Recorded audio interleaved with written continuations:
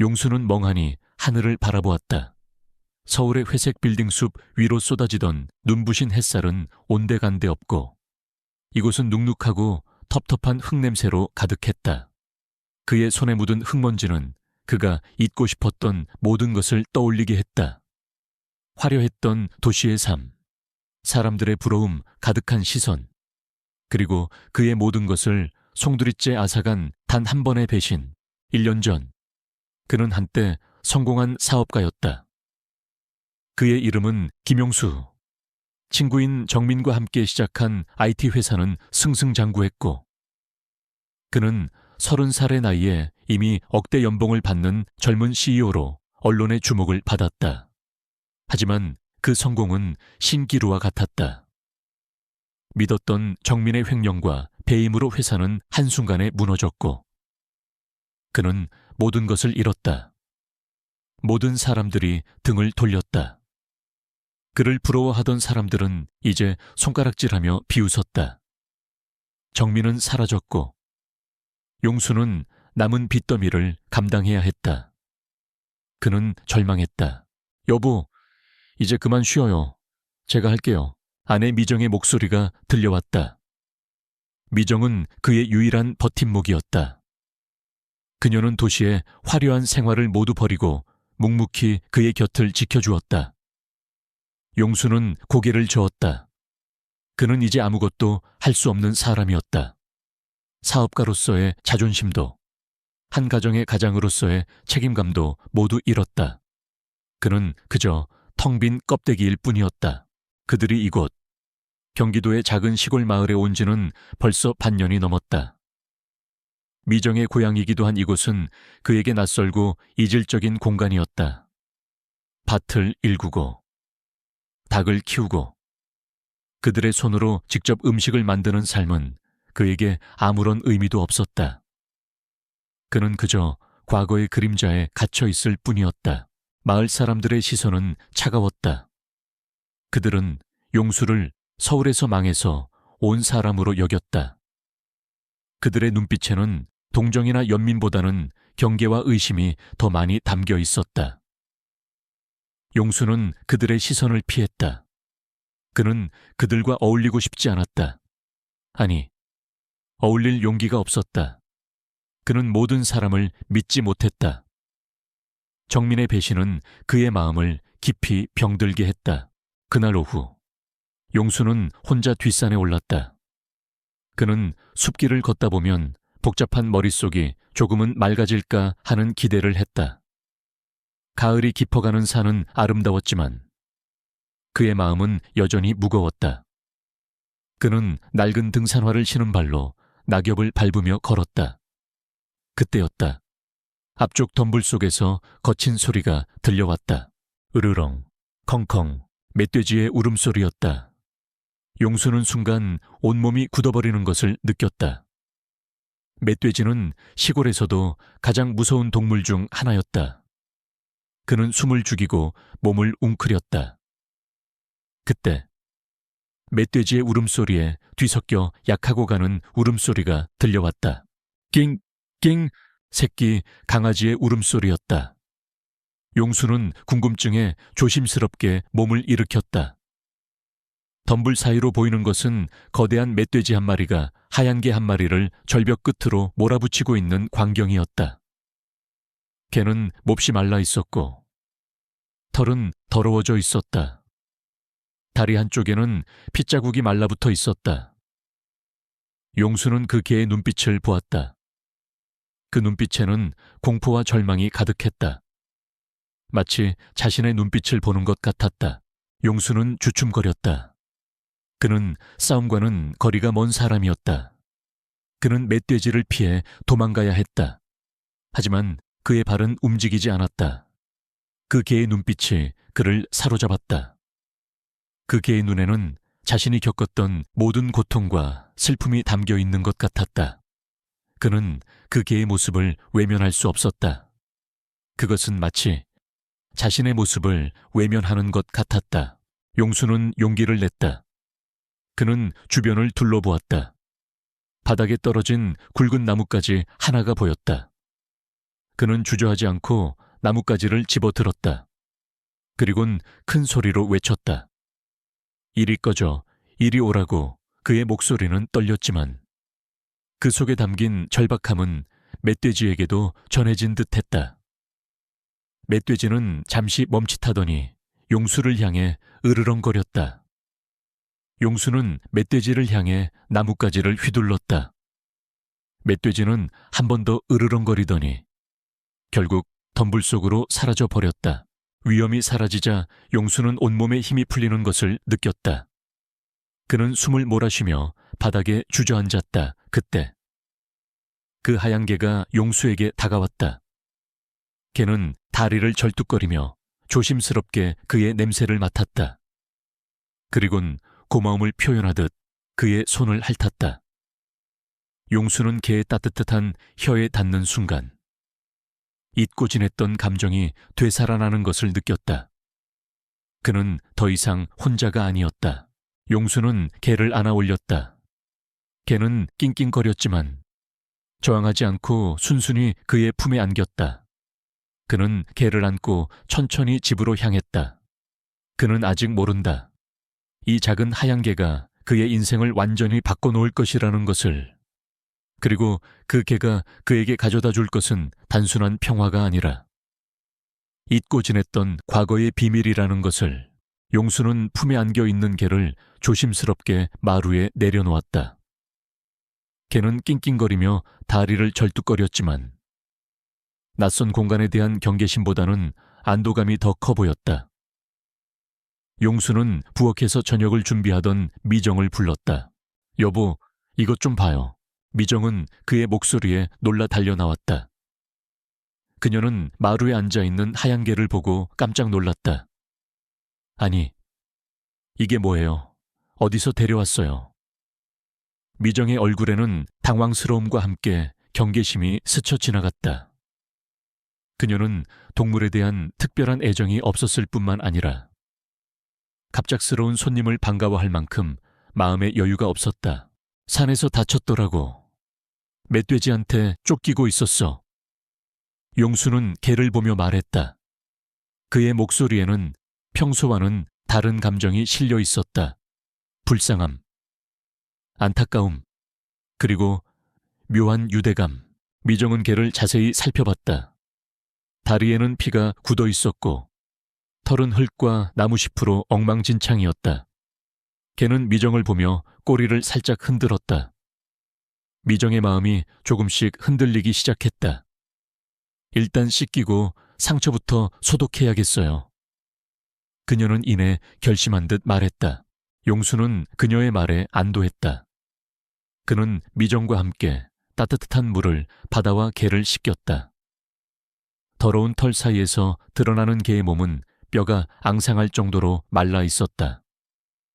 그동안 얼마나 고생했을까. 용수의 가슴이 아려왔다. 미정은 개의 상처를 조심스럽게 소독하고 붕대를 감아주었다.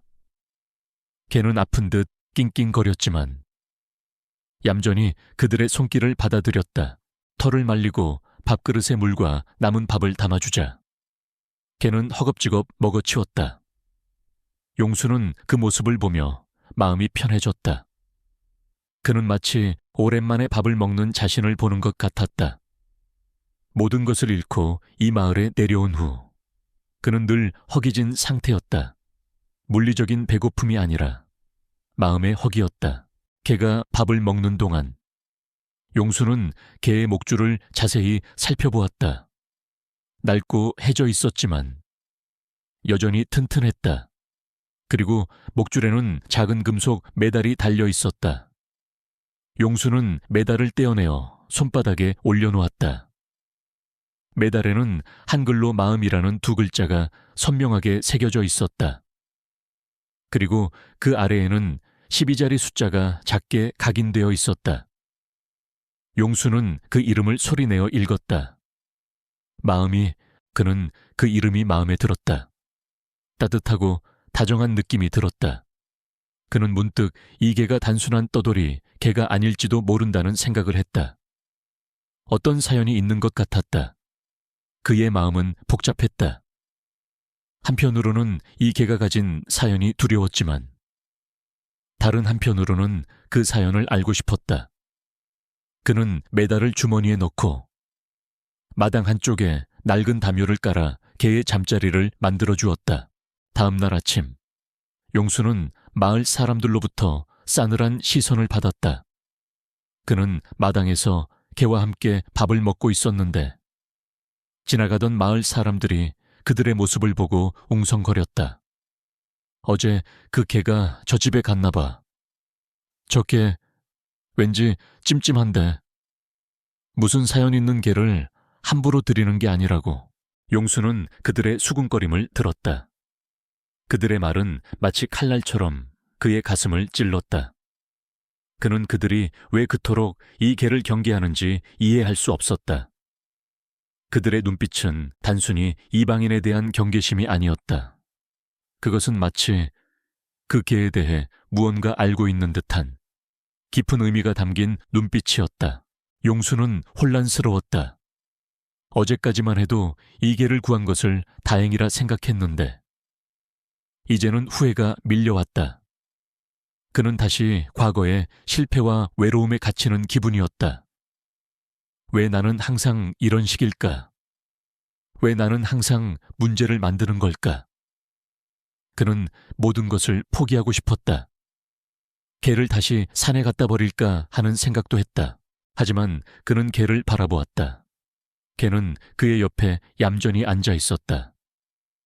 그 눈에는 여전히 슬픔이 담겨 있었지만 이제는 희망도 보였다. 개는 자신을 버리지 말아 달라고 말하는 것 같았다. 용수는 깊은 한숨을 내쉬었다. 그래, 내가 이 아이를 버리면 안 되지. 나는 이 아이에게 마지막 희망인데. 나는 이미 한 번 모든 것을 잃었어. 이 작은 아이를 잃는다고 해서 더 나빠질 것도 없겠지. 오히려 이 아이를 지키는 것이 내 삶에 새로운 의미를 줄지도 모른다. 그의 마음속에서 단단했던 벽이 조금씩 무너져 내리는 것을 느꼈다. 그는 이제 더 이상 과거에 갇혀 있지 않기로 결심했다. 그는 개를 쓰다듬으며 말했다. 괜찮아. 마음아, 이제 내가 너를 지켜줄게. 개의 이름은 아직 마음이가 아니었지만 용수는 그 메달에 새겨진 이름이 마음에 들었다. 그는 앞으로 이 개를 마음이라고 부르기로 했다. 그날 이후 용수의 삶은 조금씩 달라지기 시작했다. 그는 마음이와 함께 산책을 하고 함께 밥을 먹었다. 마음이가 주는 작은 위로와 행복이 그의 메마른 마음을 조금씩 채워주었다. 하지만 마을 사람들의 싸늘한 시선은 여전했다. 그들은 용수와 마음이를 멀리했다. 용수는 그들의 행동에 담긴 의미를 알아내기로 결심했다. 이 개는 도대체 누구의 것이었을까? 왜 마을 사람들은 이 개를 그토록 두려워하는 것일까? 그는 그 해답을 찾기 위해 이 작은 마을의 비밀을 파헤치기 시작했다. 마음이가 집에 온 지 며칠이 흘렀다. 용수는 마음이와 함께 있는 시간이 점차 익숙해지고 편안해졌지만 마음속의 의문은 점점 더 커져갔다. 마을 사람들이 마음이를 보고 보였던 싸늘한 시선, 그리고 마음이의 목줄에 달려있던 마음이라는 이름의 메달. 이 모든 것에는 분명히 어떤 사연이 숨겨져 있었다. 그는 이 미스터리를 풀어야만 마음이와 온전히 함께할 수 있을 것 같았다. 그날 오후, 용수는 마음이와 함께 산책을 나섰다. 그들은 마음이를 처음 만났던 산속으로 향했다. 용수는 마음이가 자신을 처음 만났던 곳을 기억하는지 궁금했다. 하지만 마음이는 마치 그곳을 잊은 듯 평온하게 그의 옆을 걸었다. 앙상했던 몸은 조금씩 살이 붙었고 털도 예전보다 윤기가 흘렀다. 용수는 마음이를 보며 왠지 모를 뿌듯함을 느꼈다. 그들이 마음이를 처음 만났던 절벽 아래 바위 근처에 도착했을 때 용수는 발걸음을 멈추었다. 그는 그날의 기억을 더듬으며 바위 주변을 살펴보기 시작했다. 마음이는 그런 용수를 보며 꼬리를 흔들었다. 용수는 혹시라도 놓친 것이 있을까 싶어 바위 틈새를 꼼꼼하게 살폈다. 그의 시선이 한 곳에 멈추었다. 큰 바위 틈에 무언가 숨겨져 있었다. 용수는 조심스럽게 손을 넣어 그것을 꺼냈다. 그것은 방수가 되는 작은 플라스틱 상자였다. 상자 위에는 먼지가 두껍게 쌓여 있었다. 용수는 상자를 열었다. 상자 안에는 낡은 수첩과 빛바랜 사진 한 장이 들어 있었다. 용수는 심장이 두근거리는 것을 느꼈다. 이것이 바로 그가 찾던 단서일지도 모른다는 예감이 들었다. 그는 수첩을 펼쳤다. 수첩의 첫 페이지에는 삐뚤삐뚤한 글씨로 태석의 기록이라고 적혀 있었다. 그리고 그 아래에는 날짜가 적혀 있었다. 1년 전의 기록이었다. 용수는 조심스럽게 수첩의 페이지를 넘겼다. 글씨는 힘이 없었지만 그 안에 담긴 내용은 용수의 마음을 사로잡았다. 2024년 5월 12일 서울을 떠났다. 모든 것을 버리고 왔지만 마음은 여전히 무겁다. 나는 이 낯선 곳에서 새로운 삶을 시작할 수 있을까? 용수는 글을 읽으며 놀라움을 금치 못했다. 이 글은 마치 자신의 이야기 같았다. 그는 도시에서 모든 것을 잃고 이곳에 온 태석의 마음을 이해할 수 있었다. 그는 계속해서 수첩을 읽어 내려갔다. 2024년 6월 10일 마을 사람들은 여전히 나에게 마음을 열어주지 않는다. 그들은 나를 이방인으로 취급한다. 나는 왜 이곳에 왔을까? 용수는 그 문장에서 자신의 모습을 보았다. 그는 마을 사람들의 싸늘한 시선을 피하며 살았다. 태석 또한 그랬을 것이다. 그는 왠지 모르게 태석에게 동질감을 느꼈다. 태석은 이 마을에서 자신과 똑같은 고독과 외로움을 느꼈던 것이다. 2024년 7월 20일 마을회관에서 진행하는 유기견 입양 프로그램에 참여했다. 한 마리의 하얀 개가 내게 달려왔다. 다른 사람들에게는 관심이 없던 개가 유독 내게만 친근하게 다가왔다. 나는 이 아이에게서 내 모습이 보였다. 나는 이 아이의 이름을 마음이라고 지어주었다. 내 마음을 이해해주는 유일한 존재가 되어주기를 바라면서 용수는 수첩을 읽다 멈췄다.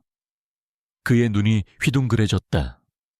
마음이라는 이름의 유래가 바로 여기에 있었다. 이 개는 태석의 마음을 이해하는 유일한 존재였고 태석은 이 개에게 자신의 마음을 투영했던 것이다. 용수는 자신의 옆에 앉아있는 마음이를 바라보았다. 마음이는 마치 태석의 마음을 전달하기 위해 그에게 온 것처럼 보였다. 수첩의 내용은 점차 깊어졌다. 태석은 마음이와 함께하며 조금씩 삶의 의미를 찾아갔다. 마음이는 그의 외로운 삶에 한 줄기 빛이 되어 주었다. 함께 산책하고 함께 밥을 먹고 함께 잠을 자는 평범한 일상이 태석에게는 가장 큰 행복이었다. 2024년 9월 1일 마음이와 함께 있는 시간이 가장 행복하다. 이 아이는 내가 아프다는 것을 아는 것 같다. 자꾸 내 옆에 붙어서 나를 위로해준다. 이 아이 덕분에 나는 다시 살고 싶다는 생각을 한다. 태석이 아팠다는 사실에 용수는 가슴이 아려왔다.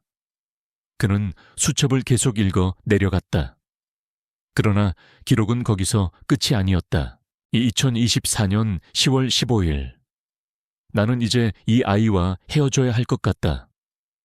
내 병이 깊어져서 더 이상 이 아이를 돌볼 수 없을 것 같다. 나는 이 아이를 이곳에 버릴 수 없다. 나는 이 아이에게 더 좋은 주인을 찾아주고 싶다. 나처럼 아픈 마음을 가진 사람을 찾아가서 그 마음을 보듬어 주기를 바라면서 용수는 수첩을 든 손이 떨리는 것을 느꼈다. 태석은 마음이를 버린 것이 아니었다. 그는 자신의 마지막 희망을 마음이에게 걸었던 것이다. 그는 마음이가 자신과 같은 아픈 마음을 가진 사람을 찾아가기를 바랐고 그 마음을 위로해 주기를 바랐다. 마지막 페이지에는 이런 글이 적혀 있었다. 2024년 10월 20일. 마음아, 너는 이제 자유야. 나를 잊고 더 좋은 곳에서 행복하게 살기를 바란다. 너를 만난 것은 내 인생 최고의 선물이었다. 부디 행복해라. 용수는 수첩을 덮었다. 그리고 상자 안에 있던 빛바랜 사진을 꺼냈다. 사진 속에는 환하게 웃고 있는 태석과 그의 품에 안겨 있는 어린 마음이의 모습이 담겨 있었다. 사진 속 태석의 눈은 슬펐지만 그의 미소는 진심으로 행복해 보였다. 용수는 사진을 보며 눈물을 흘렸다. 태석의 고독과 슬픔이 그에게 고스란히 전해졌다. 그는 태석이 왜 마음이를 마음이라고 불렀는지, 왜 그를 놓아주어야만 했는지 이제야 알게 되었다. 마음이는 태석의 마지막 희망이자 그를 대신해 용서를 구하는 존재였던 것이다. 그리고 이제 마음이는 용수의 곁에 있다. 태석이 마지막으로 남긴 희망이 용수에게로 온 것이다. 용수는 마음이를 품에 안았다. 마음이는 조용히 그의 품에 안겨 있었다. 용수는 마음이에게서 태석의 따뜻한 마음을 느꼈다. 그는 더 이상 외롭지 않았다.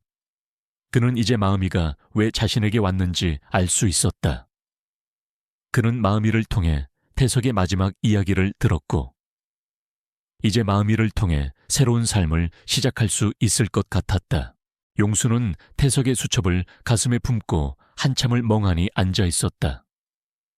태석의 마지막 기록은 짧았지만 그 안에 담긴 슬픔과 절망, 그리고 마음이를 향한 깊은 사랑은 용수의 마음을 완전히 뒤흔들었다. 그는 마음이가 단순히 버려진 개가 아니라는 사실에 안도하면서도 태석의 외로운 죽음을 상상하며 가슴이 아파왔다.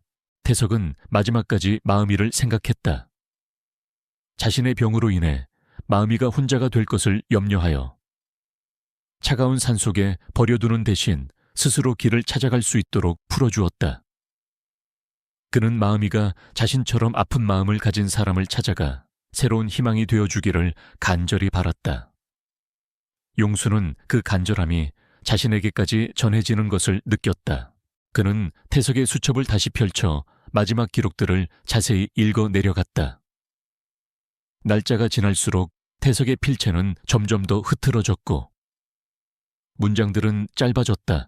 2024년 10월 22일.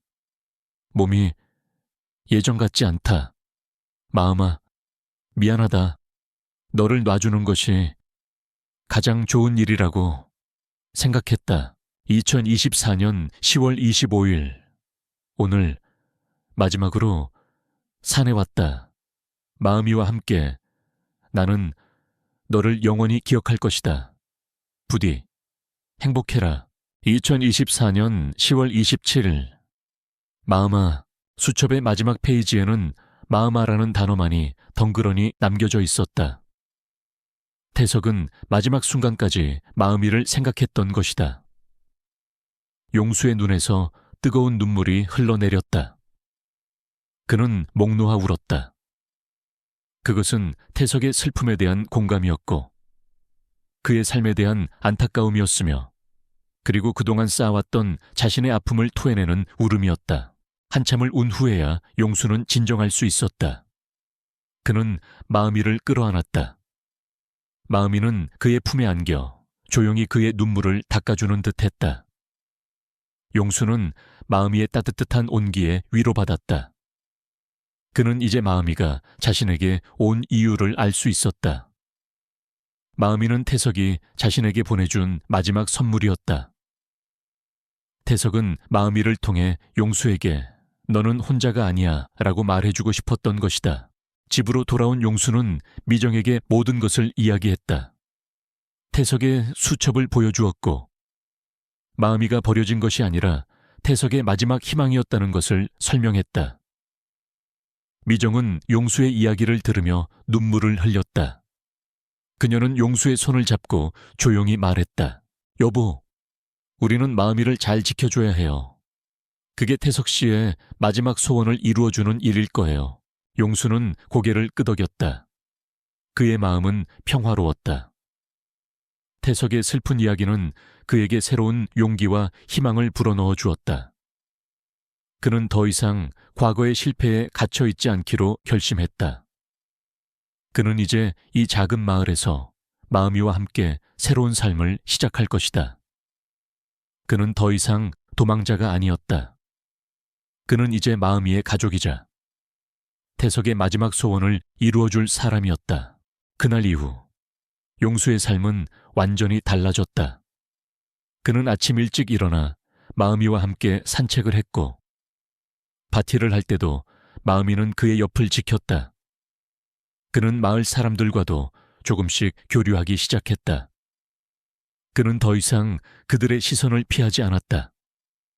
그는 그들에게 먼저 다가가 인사를 건넸고 그들의 삶에 대해 물었다. 하지만 마을 사람들의 태도는 여전히 미묘했다. 그들은 용수에게 예전보다는 친절했지만 마음이에 대해서는 여전히 말을 아꼈다. 그들의 눈빛에는 여전히 어떤 비밀이 숨겨져 있는 듯했다. 용수는 그 비밀이 무엇인지 알 수 없었지만 그는 이제 그 비밀을 파헤칠 용기가 생겼다. 그는 마음이를 통해 태석의 이야기를 알게 되었고 이제는 이 마을의 숨겨진 이야기까지 알고 싶었다. 그는 이 마을이 자신의 마지막 안식처가 될 것 같다는 예감을 했다.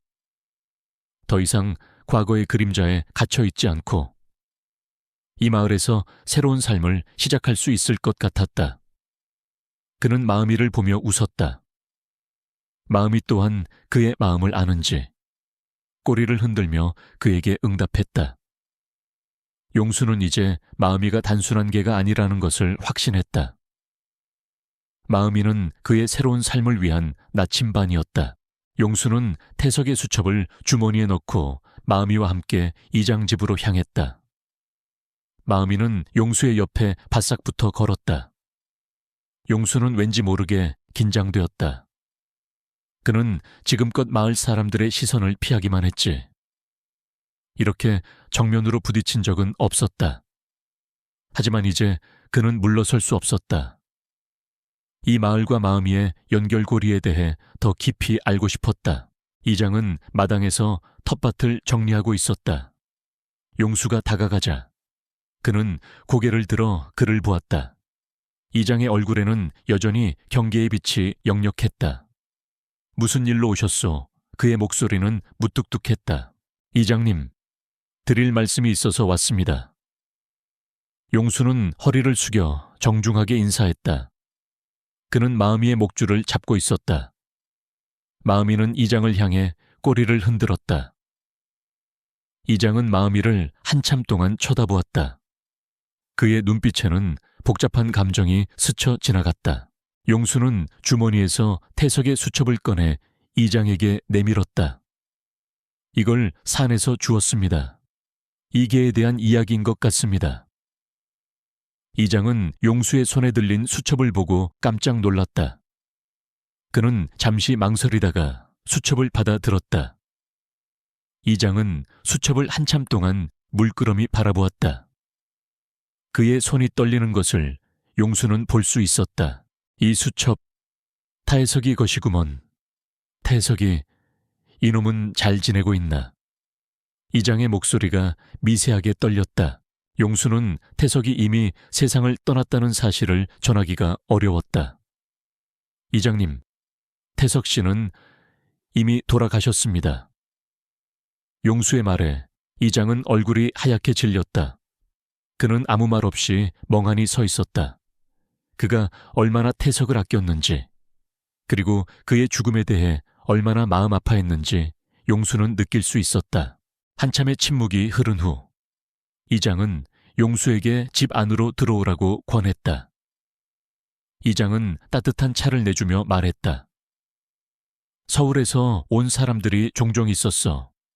정부에서 진행하는 귀농 귀촌 프로그램 때문에 말이야. 이장은 긴 한숨을 내쉬었다. 처음에는 모두들 친절하고 성실했지. 하지만 시간이 지나면 결국 다 떠났어 밭을 망쳐놓거나 마을의 이익을 해치고 떠나는 사람들도 있었지. 우리는 그런 경험 때문에 마음의 문을 닫아버렸어. 새로운 사람을 믿는 것이 두려웠지. 용수는 그제야 마을 사람들의 차가운 시선이 이해가 되었다. 그것은 단순한 경계가 아니었다. 그것은 상처받은 마음이었다. 이장은 계속해서 이야기했다. 태석이는 달랐어. 그는 우리에게 마음을 열었고 우리 또한 그에게 마음을 열었지. 그는 비록 몸은 약했지만 우리에게 많은 것을 가르쳐줬네. 사람의 진심은 통한다는 것을 말이야. 그리고 이 마음이도 태석이의 마지막 희망이었어. 이장은 마음이를 보며 말했다. 태석이는 이계를 정말 아꼈어. 마음이라고 불렀지. 그의 마음을 위로해주는 유일한 존재였으니까. 우리는 태석이가 갑자기 사라졌을 때 이 마음이도 버려졌을 거라고 생각했지. 그래서 우리는 너를 경계한 거야. 또다시 상처받을까봐. 용수는 이장의 이야기를 들으며 마음이 아팠다. 마을 사람들의 차가운 시선 뒤에 숨겨진 상처와 아픔이 느껴졌다. 그들은 용수를 경계했던 것이 아니라 자신들을 보호하려 했던 것이다. 용수는 주머니에서 태석의 수첩을 꺼내 이장에게 건넸다. 이 수첩을 이장님이 보관해 주세요. 태석 씨의 마지막 기록입니다. 이장은 수첩을 받아들었다. 그의 눈에는 눈물이 그렁그렁 맺혔다. 고맙네. 용수 씨, 자네는 태석이와는 다른 사람이라고 생각했어. 자네는 진심으로 이 마음이를 가족처럼 아끼고 있으니 이제 우리는 자네를 믿을 수 있겠네. 용수는 그 말에 안도감을 느꼈다. 그들의 관계는 이제 완전히 달라졌다. 이장의 말을 통해 용수는 마을 사람들에게 진심으로 다가가고 싶다는 생각을 했다. 그는 그들의 상처를 보듬어주고 그들과 함께 새로운 공동체를 만들어가고 싶었다. 그날 저녁, 용수는 마음이와 함께 마을길을 걸었다. 예전처럼 차가운 시선은 없었다. 사람들은 용수에게 먼저 인사를 건넸고 마음이의 머리를 쓰다듬어 주기도 했다. 그들의 눈빛에는 더 이상 경계가 아닌 따뜻한 환영이 담겨 있었다. 용수는 그제야 자신이 이 마을의 한 가족이 되었다는 것을 실감했다. 그는 이제 더 이상 외롭지 않았다. 그는 마음이와 함께 이 마을에서 새로운 삶을 시작할 수 있었다. 하지만 그는 알지 못했다. 이 평화로운 일상이 또 다른 위협에 직면하게 될 것이라는 것을, 그리고 그 위협이 또 다른 과거의 그림자를 불러올 것이라는 것을. 용수는 태어나서 이렇게 평화로운 시간을 보낸 적이 없었다. 서울에서 보냈던 지난날은 치열한 경쟁과 숨막히는 성공에 대한 압박으로 가득 차 있었다. 하지만 이 마을에서의 삶은 달랐다. 아침 햇살을 맞으며 마음이와 함께 밭을 일구고 이웃 주민들과 따뜻한 정을 나누는 것만으로도 그의 마음은 충만했다. 마음이는 그의 곁에서 그림자처럼 함께했다. 그들의 관계는 이제 주인이자 동반자라는 단순한 정의를 넘어 서로의 마음을 보듬어주는 깊은 유대감으로 발전했다. 마을 사람들도 용수와 마음이를 가족으로 받아들였다. 이장은 용수에게 마을회관에서 열리는 모임에 참석하라고 권했고 용수는 기꺼이 응했다. 그는 마을 사람들과 함께 막걸리를 마시며 소박한 삶의 즐거움을 나누었다. 그들의 눈빛에는 이제 더 이상 경계의 흔적이 없었다. 오히려 따뜻한 웃음과 진심 어린 배려가 담겨 있었다. 용수는 자신이 그토록 그리워했던 공동체의 따뜻함을 이 작은 시골 마을에서 찾았다는 것에 감사했다. 미정 또한 달라졌다. 그녀의 얼굴에는 항상 불안과 근심이 가득했지만 이제는 활짝 웃는 일이 많아졌다. 그녀는 마음이를 위해 직접 옷을 만들어주고 마음이가 좋아하는 간식을 챙겨주며 행복해했다. 용수는 그녀가 행복해하는 모습을 보며 마음속 깊은 곳에서부터 샘솟는 기쁨을 느꼈다. 그는 이 모든 것이 마음이 덕분이라고 생각했다. 마음이는 그들에게 새로운 삶을 선물해준 천사 같았다. 하지만 평화로운 일상은 오래가지 않았다. 밤이 되면 마음이의 행동이 달라지기 시작했다. 낮에는 순하고 얌전하던 마음이가 밤이 되면 잠 못 이루고 안절부절 못했다. 조용히 잠든 것처럼 보이다가도 갑자기 일어나 으르렁거리는 소리를 내며 마당을 서성였다. 그 시선은 늘 한 곳을 향해 있었다. 바로 뒷산이었다. 어둠이 짙게 깔린 산은 거대한 그림자처럼 마을을 내려다보고 있었다. 용수는 마음이의 이상 행동에 불안함을 느꼈다. 그는 마음이를 보며 말했다. 마음아, 무슨 일 있어? 왜 그래? 마음이는 용수의 목소리에 잠시 멈칫하더니 다시 뒷산을 향해 으르렁거렸다. 그 소리는 예전처럼 멧돼지나 다른 동물을 쫓아낼 때 내는 우렁찬 소리가 아니었다. 그것은 마치 깊은 슬픔과 함께 경고를 보내는 듯한 가늘고 낮은 울음소리였다. 용수는 그 소리에 마음속 깊은 곳에서부터 공포가 밀려오는 것을 느꼈다. 다음 날 오후, 마을이 발칵 뒤집혔다. 마을 사람들이 밭일을 하다가 거대한 멧돼지 발자국을 발견한 것이다. 발자국은 일반적인 멧돼지의 그것보다 훨씬 크고 깊었다. 이장은 불안한 얼굴로 마을 사람들을 모아 말했다. 멧돼지가 다시 나타난 것 같소. 그것도 아주 큰 놈이. 모두들 밤에는 외출을 삼가고 각자 조심합시다. 용수는 그 말을 듣고 가슴이 철렁 내려앉았다. 그는 마음의 행동이 단순한 본능이 아니라 다가올 위험을 미리 감지한 것이라는 것을 깨달았다. 그는 마음의 목줄을 꼭 잡았다. 그때였다. 저녁 햇살이 뉘엿뉘엿 지고 있을 때 마을 회관 근처에서 또다시 멧돼지의 울음소리가 들려왔다. 으르르르, 컹컹, 온 마을이 소란스러워졌다. 마을 사람들은 비명을 지르며 집 안으로 뛰어 들어갔다. 용수는 마음이를 데리고 집 안으로 들어가려 했다. 하지만 그때 마음이가 갑자기 그의 손에서 목줄을 뿌리치고 달리기 시작했다. 마음이는 멧돼지의 울음소리가 들리는 산을 향해 미친 듯이 달렸다. 평소의 느긋하고 순종적인 모습은 온데간데 없었다. 마음이의 눈에는 무언가를 쫓는 듯한 광기 어린 집착이 담겨 있었다. 용수는 소리쳤다. 마음아 마음아 어디가? 하지만 마음이는 뒤도 돌아보지 않고 달렸다. 용수는 마음이를 잃을 수 없었다. 그는 태석의 마지막 희망이자 그의 삶의 이유인 마음이를 잃고 싶지 않았다. 그는 망설이지 않았다. 그는 마음이가 달아난 숲길을 향해 전속력으로 달렸다. 어둠이 짙게 깔리기 시작하는 숲은 음산하고 두려웠지만 그는 개의치 않았다. 그의 마음속에는 오직 마음이를 찾아야 한다는 생각뿐이었다. 그는 알지 못했다. 그가 쫓는 것이 멧돼지나 단순한 개의 행동이 아니라는 것을, 그가 마주하게 될 것은 태석의 마지막 이야기에 숨겨진 또 다른 비밀이라는 것을. 어둠이 짙게 깔린 숲은 모든 소리를 삼키고 있었다.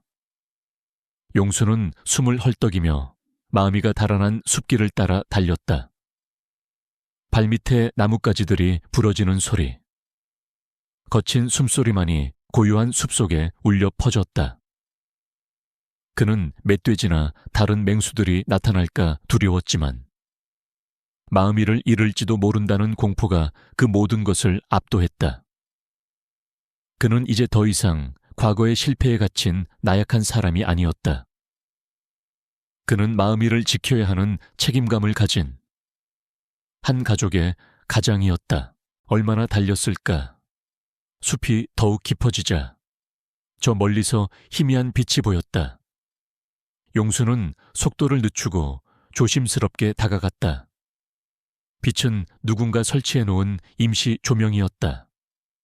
조명 아래에는 깊게 파인 함정이 있었고 그 안에는 거대한 멧돼지 한 마리가 발을 헛디뎌 고통스럽게 울부짖고 있었다. 멧돼지의 울음소리는 아까 마을에서 들었던 울음소리와는 비교도 되지 않을 정도로 크고 절망에 가득 차 있었다. 용수는 숨을 멈추고 주위를 살폈다. 마음이는 함정 주위를 맴돌며 낑낑거리고 있었다. 용수는 그제야 마음이의 행동이 이해되었다. 마음이는 멧돼지에게 쫓긴 것이 아니었다. 이 함정의 냄새를 맡고 자신에게 다가올 위험을 감지했던 것이다. 마음이는 이 함정을 용수에게 보여주기 위해 미친 듯이 달렸던 것이다. 함정에 빠진 멧돼지는 용수의 기척을 느끼고 그를 향해 으르렁거렸다. 멧돼지의 눈은 공포와 분노로 가득 차 있었다. 용수는 그 눈을 보고 왠지 모르게 동정을 느꼈다. 멧돼지는 단순히 먹이를 찾아 내려온 것이 아니었다. 누군가의 교묘한 함정에 빠져 죽어가고 있었다. 용수는 자신의 과거가 떠올랐다. 정민의 교묘한 배신으로 모든 것을 잃었던 자신의 모습과 겹쳐 보였다. 용수는 마음이에게 다가가 말했다. 마음아, 괜찮아. 내가 도와줄게. 그는 함정 주위를 돌며 멧돼지를 꺼낼 방법을 찾았다. 멧돼지는 경계심을 풀지 않았지만 용수가 자신을 해치려 하지 않는다는 것을 느꼈는지 점차 으르렁거리는 소리를 멈추었다. 용수는 밧줄과 튼튼한 나뭇가지를 이용해 멧돼지의 다리를 묶고 조심스럽게 함정 밖으로 끌어냈다. 멧돼지는 힘이 빠져 있었지만 용수의 도움으로 무사히 함정을 벗어날 수 있었다. 그때였다. 숲속에서 여러 개의 손전등 불빛이 용수를 향해 비추어졌다. 마을 사람들이었다. 이장을 비롯한 몇몇 마을 주민들이 그를 찾아 나섰던 것이다. 그들은 용수가 멧돼지를 함정에서 구해주는 모습을 보고 모두 놀라움을 금치 못했다. 용수 씨, 괜찮은 거요. 이장은 안도의 한숨을 내쉬며 다가왔다. 용수는 땀을 닦으며 대답했다. 네, 괜찮습니다. 이장은 용수를 바라보는 눈빛이 달라져 있었다. 존경과 감탄, 그리고 깊은 고마움이 담겨 있었다. 자네는 정말 대단한 사람이야. 멧돼지를 구하다니. 이장은 말을 잇지 못했다. 마을 사람들도 용수를 영웅처럼 바라보았다. 그들의 눈에는 더 이상 의심이나 경계가 아닌 깊은 신뢰가 담겨 있었다. 그때 한 노인이 용수에게 다가왔다. 그는 마음이의 목줄에 달려있는 메달을 보더니 깜짝 놀라며 말했다. 아니, 이 녀석 양갱이 아니냐. 용수는 의아한 표정으로 노인을 바라보았다. 양갱이요. 노인은 고개를 끄덕이며 말했다. 그렇네. 이 녀석 예전에 마을에서 기르던 개였어. 다들 양갱이라고 불렀지. 그런데 갑자기 사라져서 다들 죽은 줄 알았는데 노인의 말에 용수의 심장이 다시 한번 크게 뛰었다. 마음이의 또 다른 이름, 양갱, 그리고 마을 사람들이 마음이를 이미 알고 있었다는 사실. 이장은 왜 이 사실을 용수에게 말해주지 않았을까? 그들의 이야기는 끝없이 이어졌다. 그들이 알지 못했던 마음이의 과거, 그리고 그들이 용수에게 보여준 행동의 진짜 이유.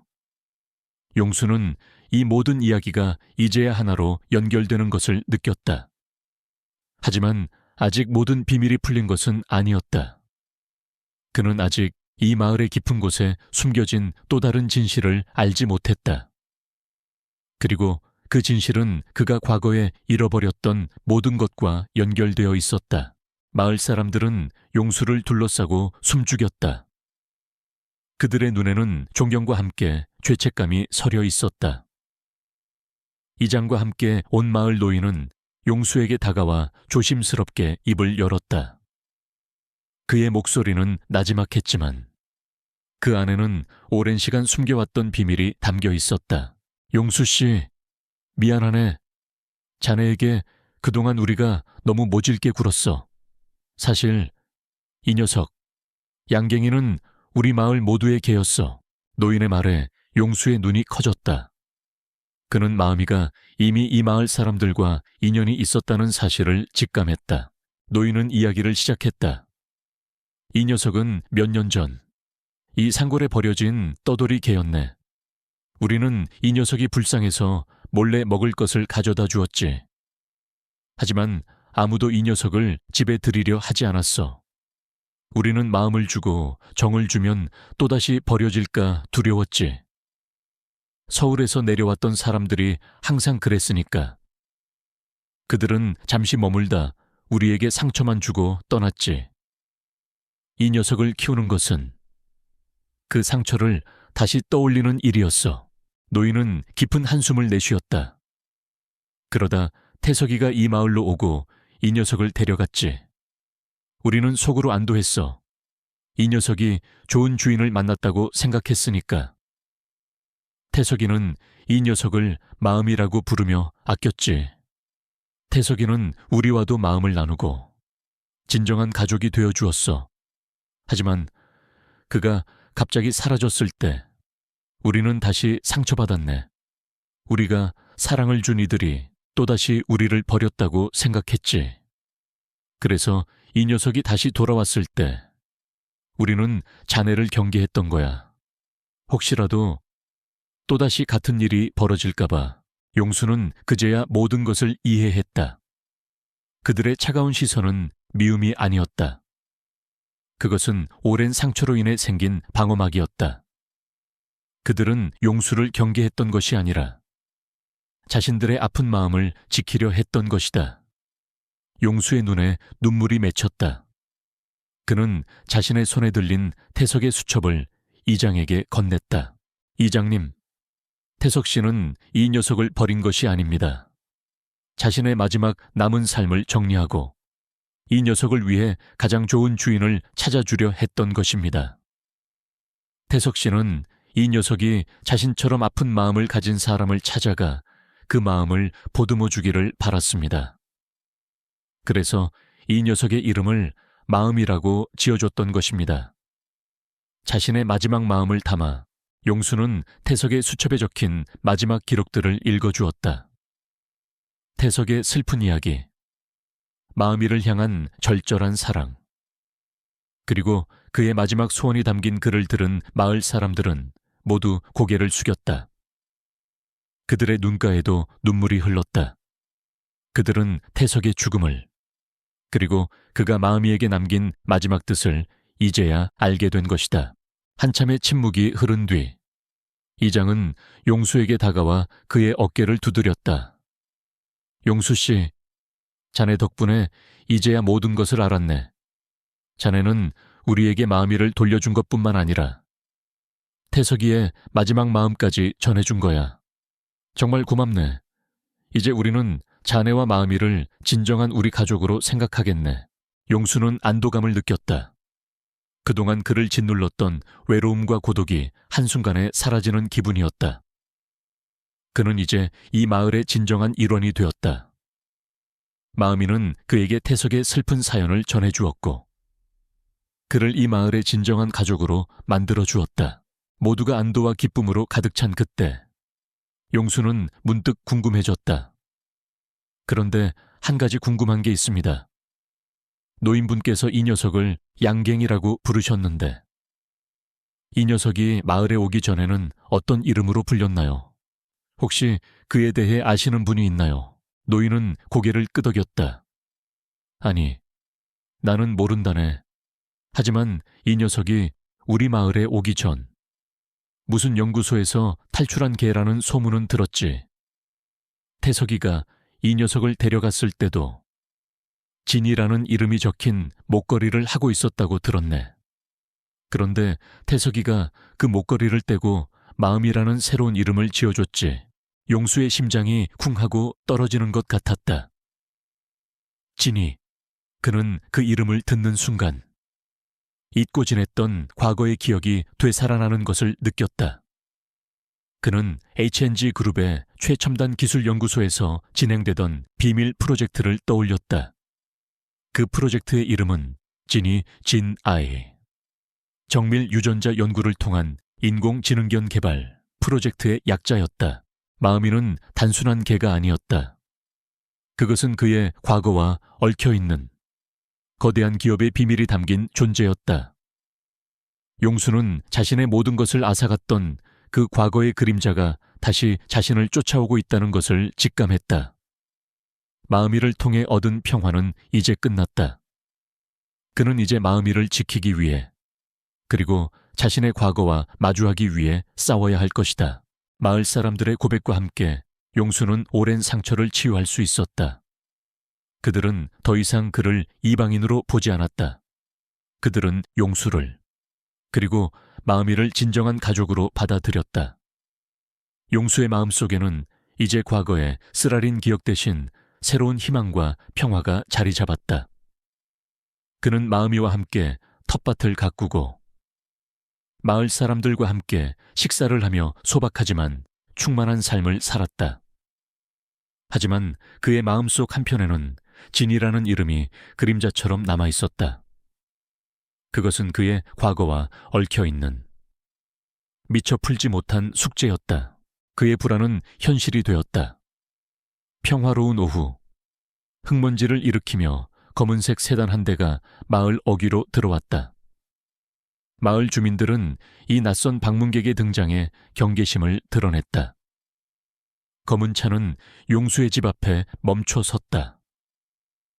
차에서 내린 사람은 날카로운 인상의 중년 남자와 그의 뒤를 따르는 건장한 경호원들이었다. 그들의 모습은 이 평화로운 시골 풍경과 너무나도 이질적이었다. 용수는 그들의 옷깃에 박힌 로고를 보는 순간 심장이 쿵 하고 떨어지는 것을 느꼈다. H&G 그룹의 로고였다. 그의 과거를 송두리째 앗아갔던 그 기업이었다. 김용수 씨 되십니까? 중년 남자의 목소리는 차갑고 단호했다. 그는 용수를 향해 서류를 내밀었다. 저는 H&G 그룹 법무팀 소속입니다. 이게 진이에 대한 소유권을 주장하러 왔습니다. 용수는 그 말에 온몸의 피가 차갑게 식는 것을 느꼈다. 그는 남자의 얼굴을 보며 과거의 기억을 떠올렸다. 남자는 자신의 옛 직장 동료였고 정민의 비서였다. 용수는 그제야 모든 것을 깨달았다. 마음이는 단순히 버려진 개가 아니었다. 그것은 정민이 그를 위해 남겨둔 것이 아니라 H&G 그룹의 비밀 프로젝트와 관련된 존재였던 것이다. 용수는 마음이를 품에 안았다. 마음이는 용수의 불안한 마음을 아는지 조용히 그의 품에 안겨 있었다. 당신들이 마음이를 어떻게 아는 겁니까? 용수의 목소리는 떨렸다. 저희 그룹은 이 개의 유전자 정보를 모두 가지고 있습니다. 이 개는 정밀 유전자 연구를 통한 인공지능견 개발 프로젝트의 결과물입니다. 저희는 이 개가 탈출했다는 사실을 알았고 그 행방을 쫓고 있었습니다. 다행히 이 개가 당신에게 있다는 것을 알게 되었군요. 이제 순순히 이 개를 넘겨주십시오. 남자는 무표정한 얼굴로 말했다. 그들의 대화를 듣고 있던 마을 주민들이 하나둘씩 모여들었다. 이장은 분노에 찬 얼굴로 말했다. 이 개는 우리 마을의 가족입니다. 함부로 데려갈 수 없소. 마을 주민들은 용수와 마음이를 중심으로 인간 방패를 만들었다. 그들의 눈빛에는 용수와 마음이를 지키겠다는 굳은 의지가 담겨 있었다. H&G 그룹의 변호사는 눈 하나 깜짝하지 않았다. 법적 절차를 밟을 수밖에 없습니다. 이 개는 수억 원의 가치를 지닌 저희 회사의 재산입니다. 소유권은 명백히 저희에게 있습니다. 소유권이라니 개가 무슨 재산이요. 이 아이에게는 이름이 있어. 마음이라고. 그리고 이 아이는 우리에게 가족이야. 용수가 소리쳤다. 그의 목소리는 더 이상 떨리지 않았다. 분노와 함께 솟아오르는 용기는 그를 완전히 다른 사람으로 만들었다. 그는 더 이상 과거의 실패에 갇혀 있지 않았다. 그는 이제 자신이 사랑하는 것을 지키기 위해 싸울 수 있는 사람이었다. 변호사는 어이없다는 듯 웃었다. 감정적인 호소는 법정에서 통하지 않습니다. 김용수 씨, 당신은 이미 한번 모든 것을 잃지 않았습니까? 또다시 그럴 필요는 없을 겁니다. 순순히 저희 요구에 응하세요. 그렇지 않으면 당신과 이 마을은 큰 공영에 처하게 될 겁니다. 그의 위협적인 말에 마을 사람들은 잠시 주춤했다. 하지만 용수는 물러서지 않았다. 그는 단호한 눈빛으로 변호사를 바라보았다. 저는 더 이상 잃을 것이 없습니다. 당신들이 내게서 모든 것을 빼앗아 갔으니까. 하지만 이제 저는 지킬 것이 생겼습니다. 이 마음이. 그리고 이 마을 사람들. 당신들은 절대 이 아이를 데려갈 수 없을 겁니다. 용수는 마음이의 머리를 쓰다듬으며 고요히 결심을 굳혔다. 과거의 그림자가 다시 그를 덮치려 하지만 그는 더 이상 도망가지 않겠다. 그는 이제 이 작은 하얀 개, 마음이를 지키기 위해 자신의 모든 것을 걸 준비가 되어 있었다. 용수는 마음이의 머리를 쓰다듬으며 고요히 결심을 굳혔다. 더 이상 도망치지 않겠다. 더 이상 과거의 상처에 갇혀 무력하게 있지 않겠다. 그는 자신을 배신했던 정민과의 싸움에서 무너졌지만 이제는 마음이와 미정, 그리고 마을 사람들과 함께하는 새로운 삶을 위해 싸울 것이다. 그의 마음은 평화로웠지만 그의 눈빛은 전사의 그것처럼 단호했다. 그는 자신이 사랑하는 것들을 지키기 위해 모든 것을 걸 준비가 되어 있었다. 약속된 날, 검은색 세단이 다시 마을 어귀에 나타났다. 이번에는 혼자가 아니었다. 용수와 비슷한 나이의 중년 남자와 건장한 경호원 2명이 함께 내렸다. 그들은 용수의 집을 향해 거침없이 다가왔다. 하지만 그들의 앞길을 막아선 것은 마을 사람들이었다. 이장은 그들의 앞을 가로막고 단호하게 말했다. 이 개는 우리 마을의 가족입니다. 함부로 데려갈 수 없습니다. 마을 사람들은 용수의 집을 둘러싸고 인간 방패를 만들었다. 그들의 눈빛에는 위협에 굴하지 않겠다는 단호한 의지가 담겨 있었다. H&G 그룹의 변호사는 한치의 동요도 없이 차가운 목소리로 말했다. 법적 절차를 진행하겠습니다. 모두 법적 책임을 지게 될 겁니다. 그때였다. 한 여자가 그들의 뒤에서 걸어 나왔다. 잠깐만요. 진이는 이분의 가족이 맞아요. 제가 증명할 수 있습니다. 용수는 그 여자를 보고 숨이 멎는 것을 느꼈다. 그녀는 용수의 옛 친구인 정민의 딸, 소연이었다. 소연은 변호사에게 다가가 서류를 건넸다. 이 서류가 이 개의 진짜 소유권을 증명합니다. 마음이라는 이름으로 이 개를 기증한 것은 저희 아버지, 정민 씨입니다. 소연의 말에 변호사의 얼굴이 굳어졌다. 그는 서류를 확인하고는 믿을 수 없다는 표정을 지었다. 소연은 용수에게 다가와 조용히 말했다. 아저씨, 아버지가 남기신 마지막 메시지예요. 소연은 울먹이며 이야기를 이어갔다. 아버지는 아저씨를 배신한 것에 대해 평생을 죄책감에 시달리셨어요. 그래서 아저씨의 상황을 몰래 주시하고 계셨죠. 그날 아저씨가 모든 것을 잃고 이 마을로 내려오셨을 때 아버지는 이 마음이를 아저씨에게 보내셨어요. 정식 프로그램의 절차를 통해서가 아니라 아저씨를 찾아가도록 훈련시켜서요. 이 아이는 아버지가 아저씨에게 보내는 마지막 사죄였어요.